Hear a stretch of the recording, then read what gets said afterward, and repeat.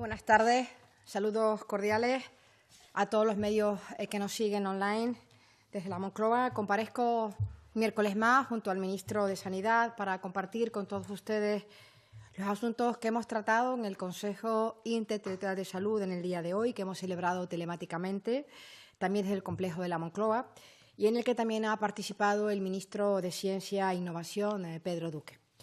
Como saben, en este órgano nos reunimos semanalmente y en él abordamos cuestiones que son de máximo interés en cada momento en relación al seguimiento y a la evolución de la pandemia en nuestro país, y se comparten las respuestas desplegadas por los gobiernos autonómicos y se adoptan las decisiones de acuerdo con los criterios establecidos y la estrategia de país acordada entre todos y entre todas. Este Consejo, como ya he dicho y repito una vez más, se ha convertido en el centro de decisiones de esta pandemia y ha celebrado en esta ocasión su 61ª reunión en lo que va de legislatura. Un dato que pone de manifiesto, que refleja la dimensión y la trascendencia de este órgano de cooperación multilateral. En el día de hoy quiero comentarles que se ha incorporado también a este Consejo el presidente de la Federación Española de Municipios y Provincias, Abel Caballero, con lo que ampliamos el alcance de las decisiones e implicamos también a las entidades locales de nuestro país. Damos, pues, un paso más en la cogobernanza, dada la importancia, repito, del papel de nuestros ayuntamientos, de nuestras diputaciones, de nuestros consels y de nuestros cabildos insulares en la lucha contra esta pandemia. ¿Por qué es fundamental? Claro que sí, es fundamental la coordinación en todos los niveles de la Administración y compartir información y, además, acordar actuaciones coordinadas en materia de salud de acuerdo con los indicadores de referencia y también con los criterios de evaluación del riesgo acorde con nuestro Estado autonómico y nuestro Estado local. En este sentido, quiero comentarles que el presidente de la Federación Española de Municipios ha mostrado la voluntad de compartir con todos los alcaldes y alcaldesas y presidentes y presidentas de diputaciones, de consell y de cabildo la importancia de la concienciación entre todos los vecinos, la voluntad de cooperación de todas las entidades locales con todos los niveles de la Administración y también invitar a todos los vecinos y vecinas de esos municipios a que compartan, a que se descarguen la app Radar COVID, que desde luego va a ser muy importante para contribuir entre todos a ese nivel de descarga mínima o a partir de la cual la app Radar COVID va a desplegar, según todas las aportaciones y los indicios, su máxima efectividad. Hemos compartido también la estrategia de país de respuesta de pandemia, que, como saben, hemos implementado entre el Gobierno de España y las comunidades autónomas en estrecha colaboración todos los gobiernos de España y a gobiernos autonómicos y también con las entidades locales, tanto lo que se refiere a emergencias sanitarias, por supuesto, de la pandemia, como a las consecuencias sociales y económicas. Esta estrategia de país está basada en la cogobernanza, dirigida a prevenir situaciones de riesgo y a intensificar, como no puede ser de otra manera, las capacidades de seguimiento y vigilancia de la epidemia y a reforzar nuestros servicios asistenciales de salud y ofrecer las respuestas apropiadas y adecuadas en función de las distintas etapas de evolución de la onda epidémica en cada territorio. Por tanto, estamos hablando de un documento vivo, de un documento que se va a ir adecuando de manera continuada según sean las circunstancias y la evolución. También hemos visto con detalle, que ahora les concretará el ministro de Sanidad, la Estrategia Nacional para la Vacunación, la Estrategia de País para la Vacunación y también la exigencia de PCR en origen para países que estén en riesgo y situación extrema. También hemos compartido en el día de hoy, en este caso como ministra de Política Territorial y Función Pública, la importancia de que las comunidades autónomas coordinen con las delegaciones de Gobierno, con los delegados y delegadas de Gobierno, a través de los centros de coordinación regionales. Desde la entrada en vigor del Real Decreto 926/2020, por el que se declara el estado de alarma, quiero comentarle que las diferentes delegaciones de Gobierno de España en todos los territorios han convocado en torno a unas 60 reuniones del Centro de Coordinación Regional y otras reuniones de coordinación institucional con el fin de establecer, como no puede ser de otra manera, medidas de dispositivos necesarios para coordinar en cada región y cumplir con la normativa aplicable en cada momento. Esta estrategia de país está desde un marco común, posibilitando que todas las comunidades autónomas adopten las medidas que estimen adecuadas en función de la evolución de la pandemia como autoridades competentes delegadas que son, por tanto, nos da una fortaleza importante a nuestro Estado autonómico. Concluyo destacando nuevamente la importancia de este órgano de cooperación multilateral, clave en esta pandemia. Nos queda mucha tarea por delante para seguir dando respuestas a esta situación sanitaria desde el fortalecimiento de la colaboración y del diálogo para ofrecer horizontes de salida a la ciudadanía, que está reclamándonos horizontes de salida, horizontes de esperanza.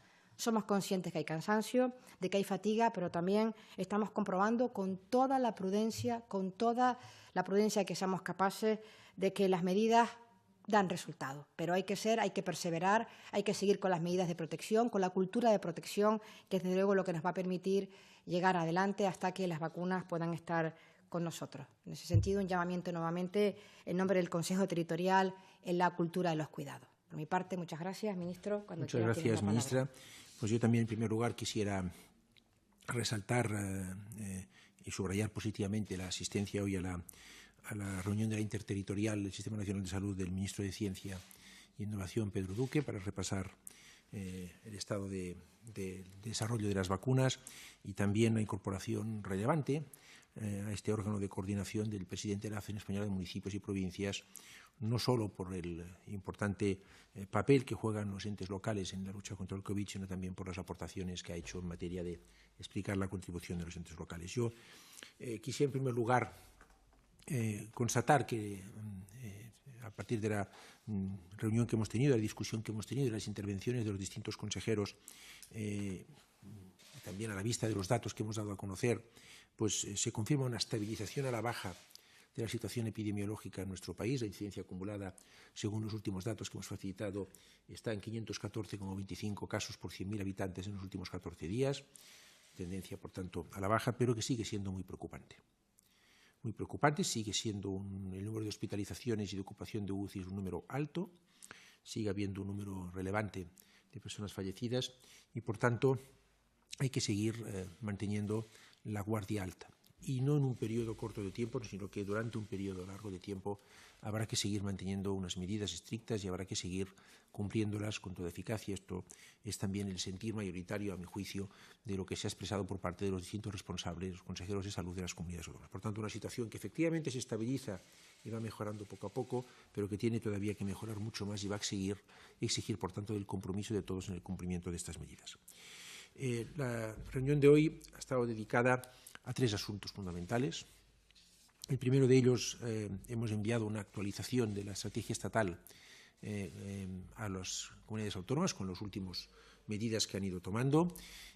Saben ustedes que es el marco común de actuación que nos fijamos hace 3 semanas, con unos criterios comunes para valorar el estado de la situación epidemiológica en un determinado territorio y, en segundo lugar, con un abanico de actuaciones para responder a este estado de emergencia, para, en tercer lugar, hacer una evaluación del resultado de esas medidas, evaluación que tiene que dejar transcurrir un periodo mínimo de 2 o 3 semanas.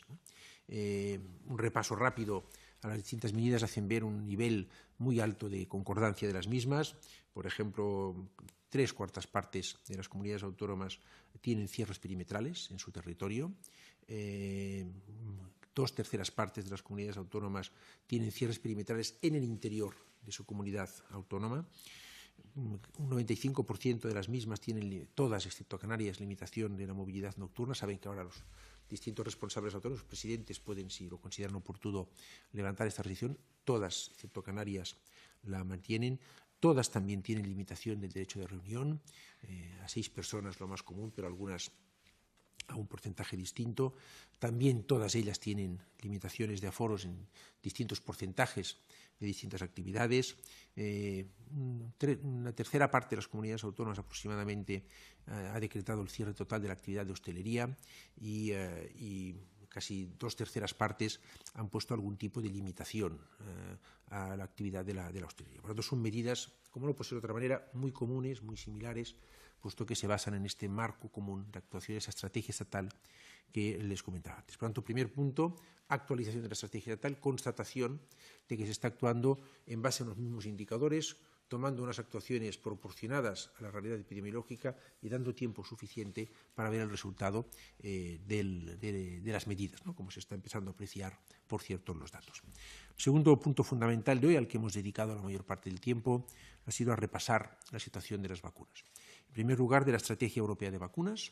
Hemos repasado los 4 contratos que ya ha firmado la Unión Europea, la Comisión, con 4 compañías: AstraZeneca, Sanofi, Janssen, filial de Johnson & Johnson, y la última hoy mismo con Pfizer, con BioNTech. hemos repasado las cantidades conforme a las cuales, según estos contratos, vamos a recibir de estas vacunas, y hemos repasado las fechas previstas de entrega de las mismas. Además, hemos proporcionado información a los consejeros de las otras compañías con las que se está negociando, Novavax y Moderna, con unos contratos ya muy avanzados, y CureVac con todavía un estado de negociación que requiere todavía algunas semanas de trabajo, ¿no? Serían los primeros 7 vacunas de distintas tecnologías, algunas de ellas a doble dosis, algunas de ellas a dosis única, con distintos requerimientos logísticos, y hemos proporcionado toda la información a los consejeros y consejeras para que tuvieran información de primera mano al respecto. Insisto, hay resultados prometedores en algunas de ellas que hemos conocido en días recientes, pero no hay que bajar la guardia.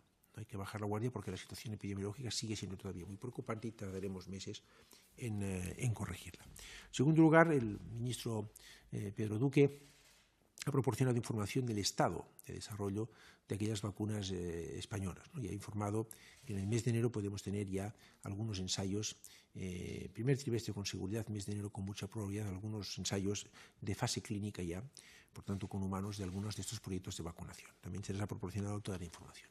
Y en tercer lugar, también relativo al tema de vacunas, la coordinadora del grupo de vacunas que se constituyó el 22 de septiembre con las comunidades autónomas ha informado de la progresión de los trabajos, que esperemos que finalicen hacia el 23 de noviembre, la última semana de noviembre, unos trabajos que están siendo coordinados por el Ministerio de Sanidad y en los que participan las comunidades autónomas, concretamente 8 comunidades autónomas, las sociedades científicas diversas, como la Asociación Nacional de Enfermería y Vacunas, la Asociación Española de Vacunología o la Sociedad Española de Medicina Familiar y Comunitaria, 2 miembros del Comité de Bioética de España, un sociólogo de la Universidad Autónoma de Madrid, un experto en metodología de la investigación sobre evaluación de programas de vacunación, 4 matemáticos del Instituto de Salud Carlos III, que nos ayudarán a modelizar los distintos escenarios que se prevén, y luego, evidentemente, representantes del Centro Nacional de Epidemiología, de la Dirección General de Salud Pública, de la Asociación Española de Medicamentos y Productos Sanitarios y, naturalmente, representantes también del Centro de Coordinación de Alertas y Emergencias Sanitarias.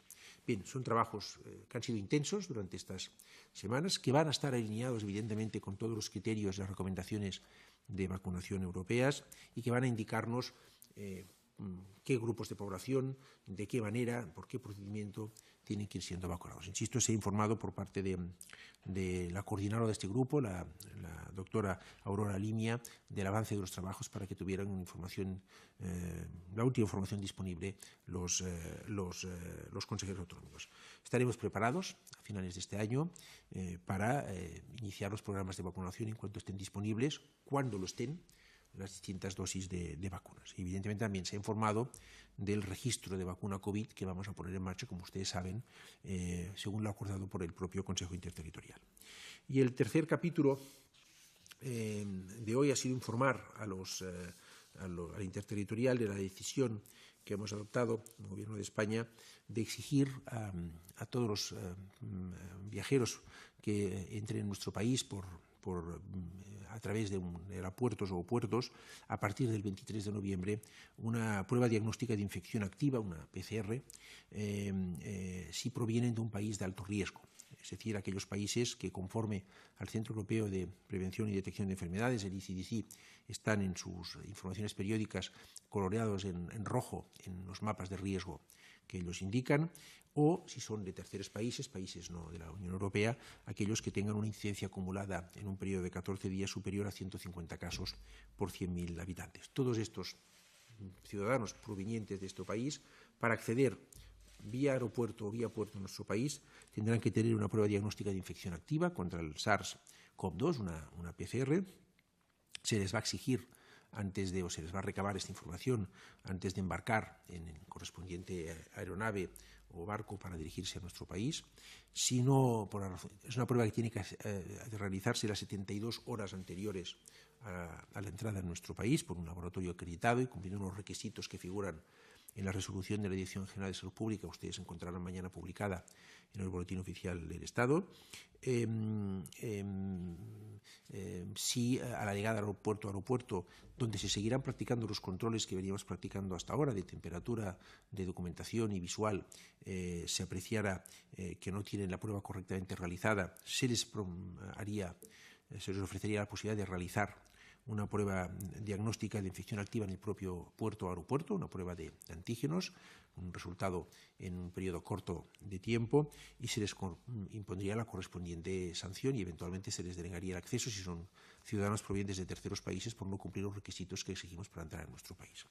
Esta decisión ha sido trabajada con el Ministerio de Transportes, con el Ministerio de Política Territorial y Función Pública, con el Ministerio de Industria, Comercio y Turismo, con la Agencia y con el Ministerio del Interior y de Asuntos Exteriores, ¿no? Y refuerza el carácter de destino seguro de nuestro país.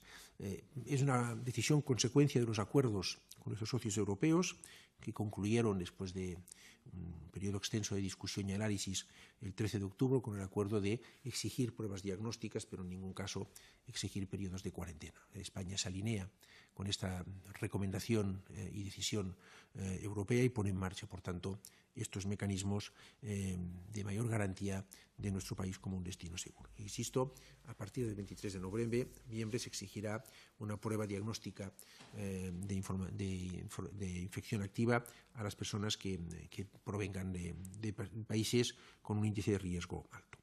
Yo creo que podemos dejar la explicación aquí, nos ponemos a su disposición si tienen preguntas al respecto. Gracias, ministros. Hay una treintena de periodistas que están siguiendo en directo la rueda de prensa. Comenzamos, si os parece, el turno de preguntas. El primero sería Agustín Millán, del Diario 16.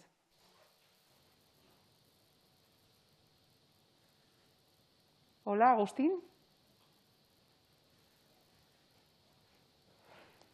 No te oímos. Si te parece, damos paso a una siguiente pregunta y luego volveremos a ti. Antonio Delgado, de Datavista. Sí, hola, buenas tardes, ministro.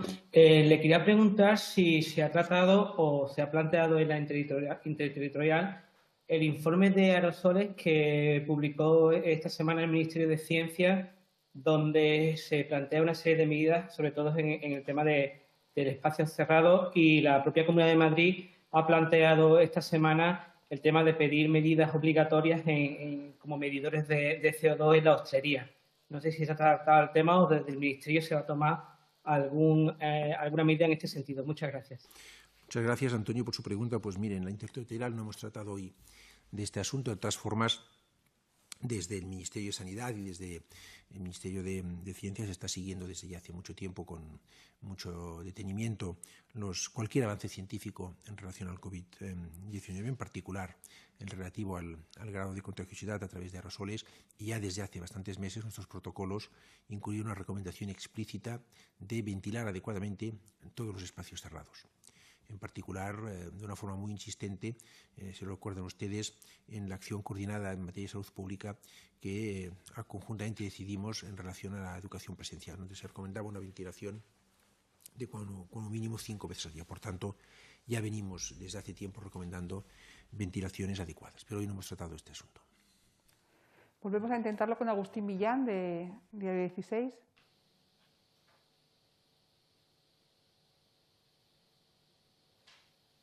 No te oímos. Bueno, vamos a Belén Carreño, de Reuters. Hola, buenas tardes. Una pregunta un poco global sobre el tema de repetición de PCR. Belén, no te escuchamos. ¿Puedes volver a repetir la pregunta, por favor? Sí. ¿Ahora me escucháis? Sí, ahora sí. Sí, le decía que una pregunta sobre detalles a los PCRs que se van a pedir para entrar en España. Si se va a pedir colaboración a las aerolíneas, de forma que se les pida a la hora de embarcar una comprobante del PCR, no me queda claro si se va a exigir a todo el mundo que entre en frontera o si va a ser un control aleatorio, como al entrar por Schengen no hay frontera como tal, entiendo que va a ser más bien controles aleatorios, pero si nos puede aclarar este punto. Y en el caso de Canarias, solo se pide en los hoteles porque se considera que es para turistas. entiendo que no hay excepciones en esta PCR ni para los españoles ni, por ejemplo, por causa de trabajo. Y luego una segunda pregunta. Entiendo entonces que en el Consejo Interterritorial no se ha vuelto a debatir el confinamiento domiciliario y que hay un cierto grado de satisfacción con el avance de las medidas, y los consejeros y las regiones que estaban pidiendo pues que hubiera una disposición de que se facilitara el confinamiento domiciliario se han quedado conformes, porque por ahora esta no es una medida que se vaya a tomar. Muchísimas gracias.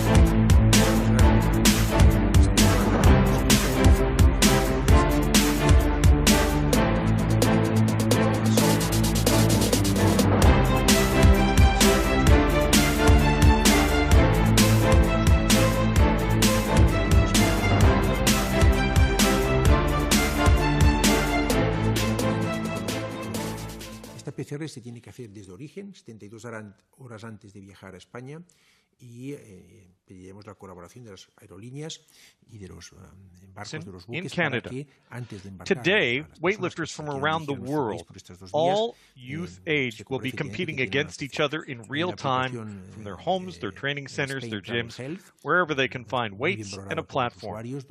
This session features athletes in the male 49-kilo category, and this is the best of the best. This is the A session. Let's meet the athletes. Representing Fiji, Vauvau Eroni. Además de eso, aquellas personas que, por la razón que sea, o la han ejecutado mal en la PCR, representing Chinese Taipei, Tong Chun Yun. Representing Mexico, Moreno Villasusa. Efectivamente, habrá controles aleatorios de determinados países. Representing Poland, Szymon Garalski. Representing Saudi Arabia, Ali Majid Kaletit. Respecto a la representing Czech Republic, Alexander Jobak. Representing Ukraine, Andrei Revko. Representing Moldova, Yulian Betka. And representing Peru, Noel Rios Chumba. These are the athletes participating in the 49-kilo men's A session. Now our referees for this session, representing Serbia, we have Milan Mihailovic. From the United States of America, Joe Triolo. And from Aruba, Hugo Temen. Our reserve referee is Bowen Stewart of Australia. He'll only judge the lift if any of our referees have technical difficulties. Time has come for our first attempt. 57 kilos is being placed on a weightlifting bar in Poland for Szymon Garalski. 57 kilos, first attempt.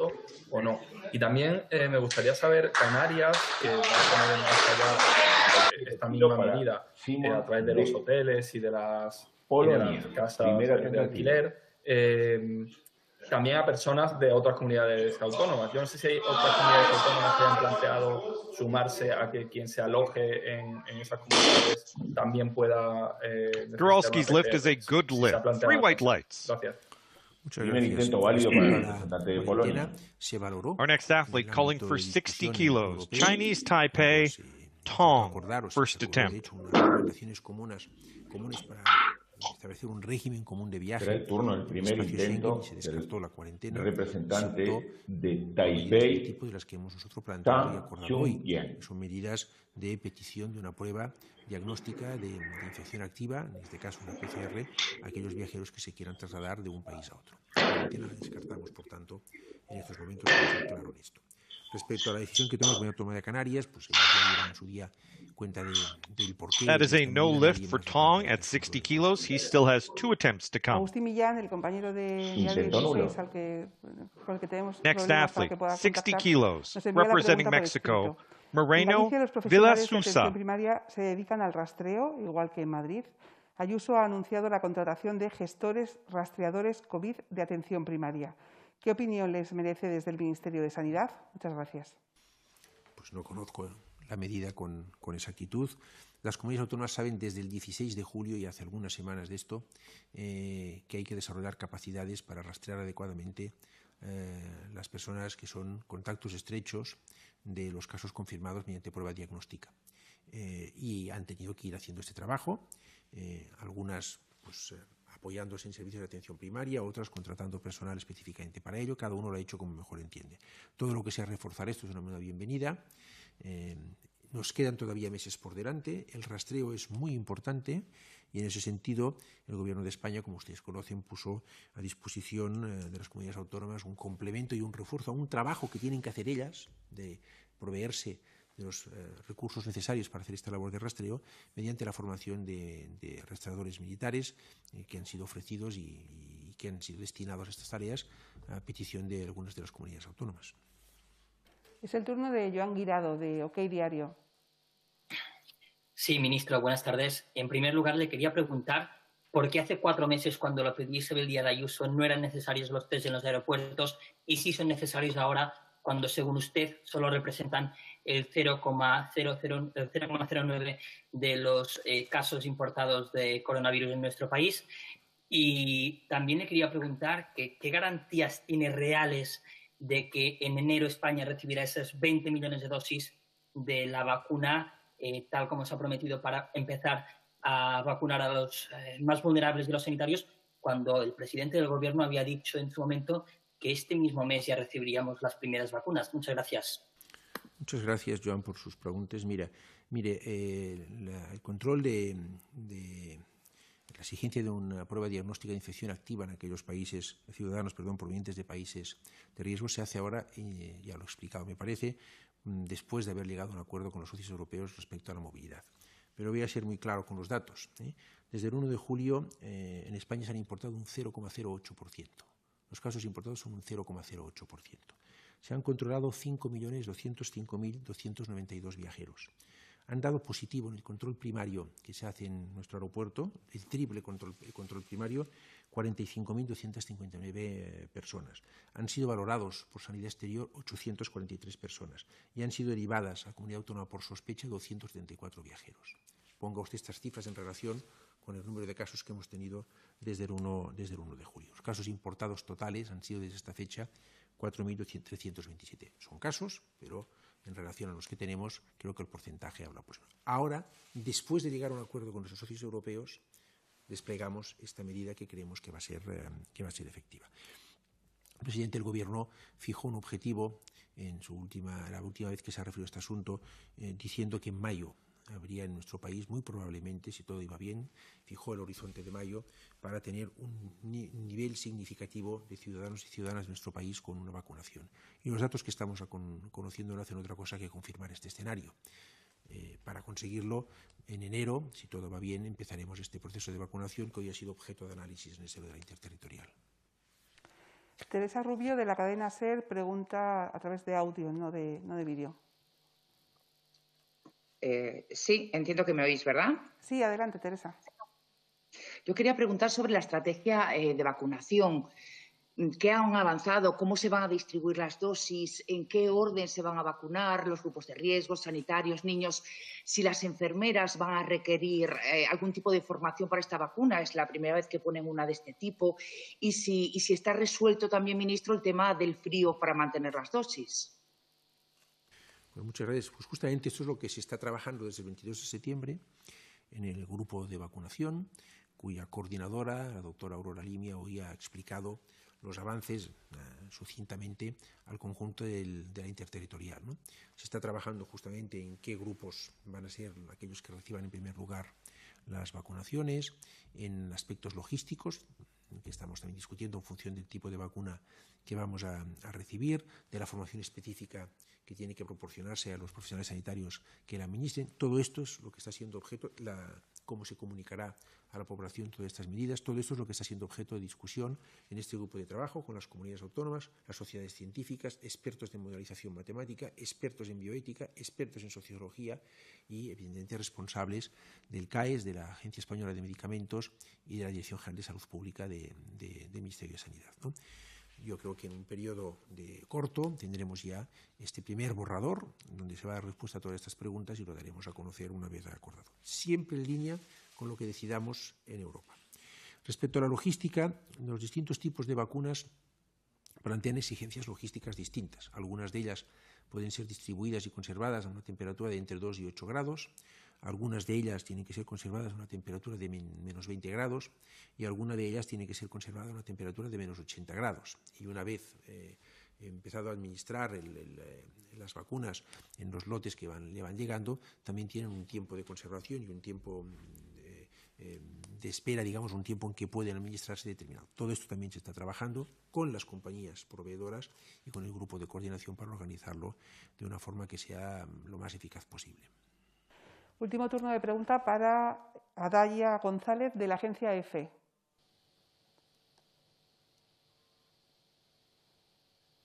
¿Hola?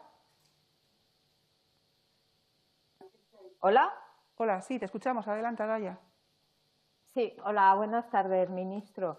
Yo le quería preguntar si se ha planteado la posibilidad de requerir también este tipo de pruebas en fronteras terrestres. Y también antes me ha parecido escucharle que se impondrán sanciones a quien no traiga la PCR en los términos que se va a exigir. ¿Puede un poco concretar de qué sanción se trata? Muchas gracias. Muchas gracias. Las fronteras terrestres, nosotros tenemos frontera con países Schengen y allí no va a haber exigencia de presentación de una prueba diagnóstica. Eso también fue el acuerdo al que llegamos con los socios europeos. Las sanciones son las previstas en la legislación vigente. No estoy ahora en condiciones de darle más detalles, se los van a proporcionar los equipos de comunicación el equipo de comunicación del Ministerio, pero efectivamente cualquier persona que incumpla una decisión legítima en el marco de lo que acordamos con los socios europeos del Gobierno de España, pues si no cumple tendrá que ser sancionado conforme nuestra legislación vigente indique. Gracias, ministros. Concluimos aquí esta rueda de prensa. Gracias a todos.